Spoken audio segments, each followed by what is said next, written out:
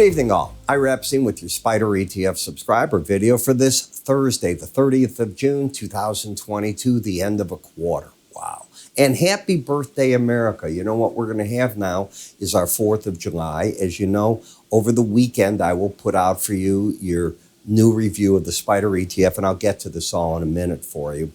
But I've come up with a special. Yeah, I'm still choking with that COVID.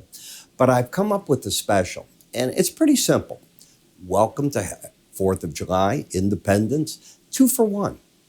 Any subscription of mine that you buy for my research, be it 1 month, 1 year, give one away free to one of your friends. You just tell us who you want us to give it to. It's a 2 for 1. It lasts just through the 4th, and then it's going to be over. So you might want to take fast advantage of this. How do you get it? Take your cursor, move it to the top of the video here, an icon will appear.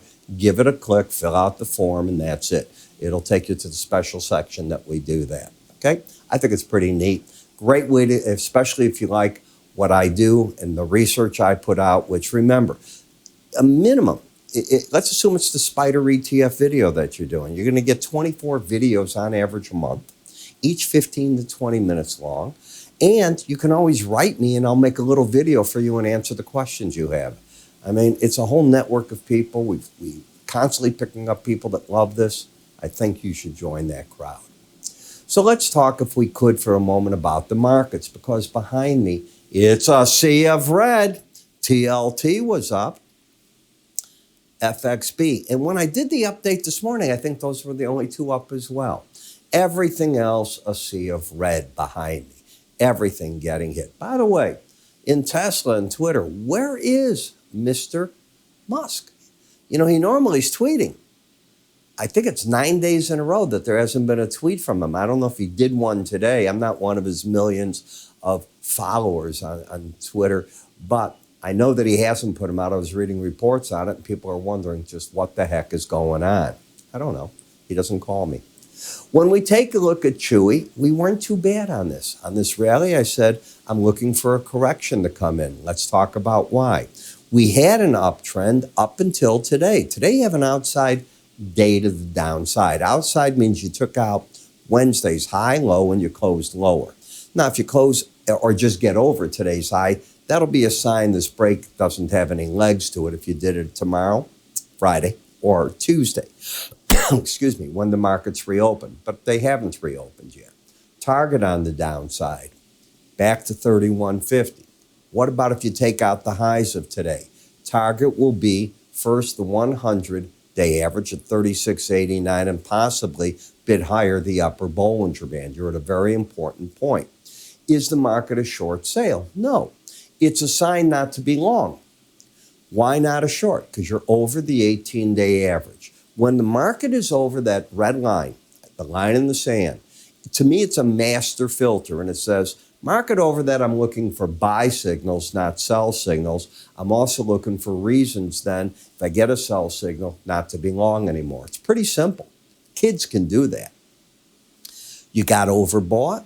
You're correcting the market right here, right now. And look where the market went up to. The zone that we were talking about. If you're watching me on YouTube, go back a few days. Go back 4. And what was I saying? I said, I think you're in a resistance zone. I'm looking for the market to fail up here. Bingo. That's what happened. Not that I'm so smart. It's that you read the tea leaves. You're up to the first challenge of a 100-day average, a Bollinger Band. You only stay above or below a Bollinger Band 5% of the time. Don't know what to do with it. In AMC, back here I was saying, if this market's going to be good, you probably got to avoid being short right now because the earning power of a movie theater is now. It is not September, my friends. You'll get the Christmas holiday time where you get the blockbuster movies. But after September, you're dying as a movie theater to get people in. All the blockbusters have just come out. This is where the cash hoard has to be made. That chart's not saying they've made it yet. Now, if it can start poking through this 14.12 area, then we can start looking maybe for the $16 zone. If the market breaks down, it should not be able to close under the lower Bollinger Band. I think it's trying to base for a move. Got to wait and see if that's the case. In Apple, every single day I'm reading more and more stories about Apple 14 versus 13, all the features that are going to supposedly be in it. The price point's going to be higher, maybe $800 to $1,800. They're not going to make this version. They're going to do this, but it's all the press. Okay. And where's the battleground? Well, it's not at the Bollinger Band any longer. It's back at the 18-day average. When's the release time normally? September. So you got to keep that in the back of your mind. Disney just can't hold a rally. We had short covering. We lost the embedded reading. I was concerned if we were going to make it, and I think I even said that here, when you lost the embedded reading, and I'm going back to it, so just stick with me. You lost it right here. Would you make it to the 18-day average of closes? You had a reading of 23. Agreed? Boom. It's all it owed. Now it's a matter of sitting and waiting. You learn to do this in our enhanced Bollinger Band course on our website under the word education at iraepstein.com. Then XLF. Okay, same thing. Embedded reading, you lost it, went to the 18-day average, ran out of momentum. So you knew not to be short once you lost the embedded reading, and there's been no reason to be long, none at all. XLI, same identical thing, all peaked out there. You're waiting for a new trade setup, left and right. Should be in a lot of cash at this point in time, waiting to see what the new trades are going to be. Even here, you're not re-embedded. You're just oversold at this point. The semiconductor stocks have a problem. If you and I come back, did they ever embed? So let's see if we can get to that point. And I'm just trying to back us up very slow. So here we go. I'm going to look with you. Where did the market start staying under the 20 level? Right here, you'll see. Day one on the 17th, 2, 3.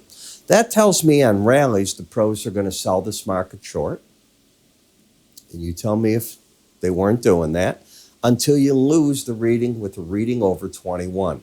So I'm going to, on this, if it's okay, I'm going to come back again. Both numbers are still under 20.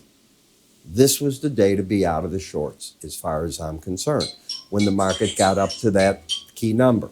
So now we start looking at what the action has been. It made a run to the 18-day average and sort of just failed right there.